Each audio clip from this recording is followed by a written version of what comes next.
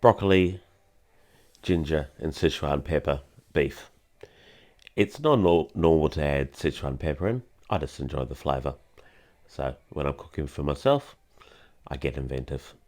Just buy stir-fry strips from the butcher. I like to do things myself. 1 teaspoon of bicarb soda per kilo of meat. A little bit of sesame oil. A couple of teaspoons of soy sauce. Massage that through well and let it marinate for at least an hour. Generally 3 to 8 hours. Slice up all your vegetables. I haven't used the broccoli stalk here. Generally I do. The stalk of the broccoli is my favourite part. You can also use broccolini. Pretty much use whatever vegetables you enjoy and in the quantities you enjoy. There's no hard and fast rules. Just blanched vegetables that require blanching. So large dense pieces of vegetables need to be blanched. Quarter the mushrooms, slice them up, whatever you'd enjoy. You can use red onion, brown onion, shallot, spring onion, pretty much everything, for anything and everything for the garlic or onion flavour family. Just add a little bit of flavour. Again with the capsicum, whatever colour you'd like. With the ginger, use young ginger and don't peel it. Peeling it takes a lot of time and you're just removing nutrients. Slice it as finely as you can. You can throw it in a blender or a mincer. I don't think it tastes or looks near as nice. But I understand your knife skills might not be quite as good as mine, so it could take you a while. That's all your ingredients assembled, ready to go. I pound the Szechuan pepper in a mortar and pestle. If you leave the peppercorns whole, they're a little bit too crunchy and they can hurt your gums.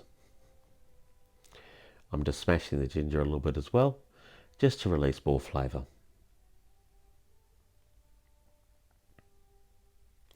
Blanch your beef in boiling salted water. Okay. When the water comes back up to the boil, the beef is blanched. You use exactly the same technique for chicken or lamb, and this is what people do in Chinese restaurants. They'll take a cheaper cut of meat and make it lovely and tender that way. You can blanch it up to 3 days in advance. So remove it from the water.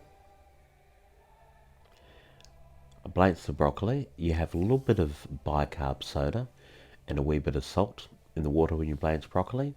That keeps a lovely green colour.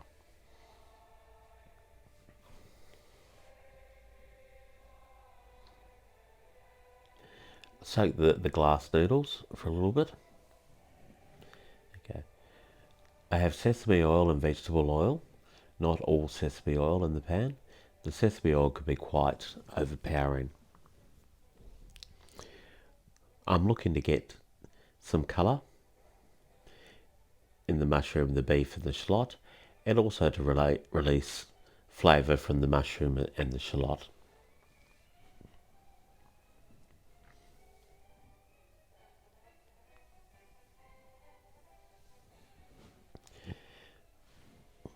Throw in my ginger and Szechuan pepper now. If I put it in earlier, I'd run the risk of it burning before I had colour on the beef and mushroom. I've added a little bit of water in with the broccoli, just to create a bit of steam to speed up the cooking process. The capsicum goes in at the end, otherwise it's too soft. You can add it earlier if you cut the capsicum up into bigger pieces, large cubes for example. Add the tamari and the vegetable stock. You can use beef stock or chicken stock. Tamari is gluten-free soya sauce. Throw the bean noodles in. Give it a good stir around.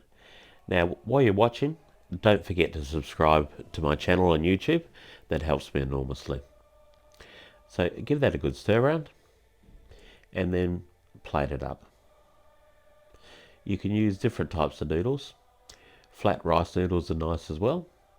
Just don't forget to soak the noodles first. This dish is gluten-free and egg-free.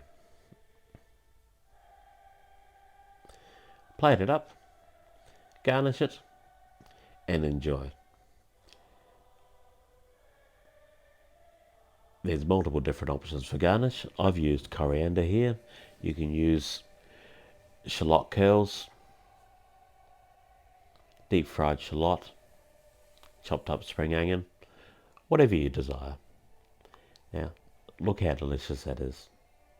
This meal was thoroughly enjoyable. Make it yourself and enjoy.